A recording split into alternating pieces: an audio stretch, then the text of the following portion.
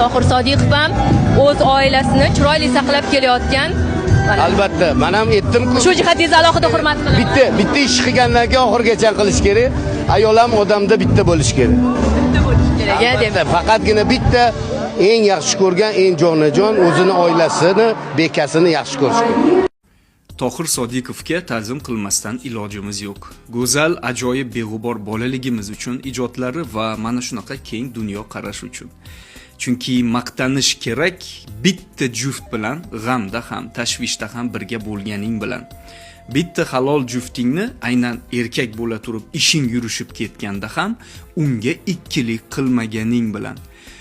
Ko'chadan axtarish uchun aslida katta aql shart emas. Bunga pul kerak va xarajat kerak. Tamom. Bu har bir ishini oxirigacha yetkazmaydigan, o'sha chala-chulpa tashlab ketib, yana next deb turib keyingisiga o'tib ketadigan yoki o'sha chala qoldirib ketadigan odamga o'xshataman bunaqa insonni.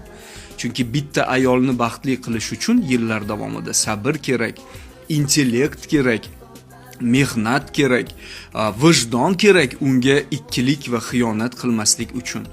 Nega ko'chaga ketadi? Bu o'sha bitta ayolni baxtli qilishga qurbi va kuchi yetmaganligi uchun.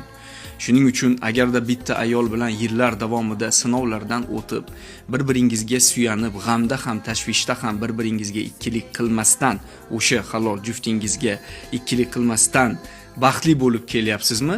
Ko'krakingizni kerib maqtansangiz bo'ladi. Mana nima bilan aslida maqtanish kerak.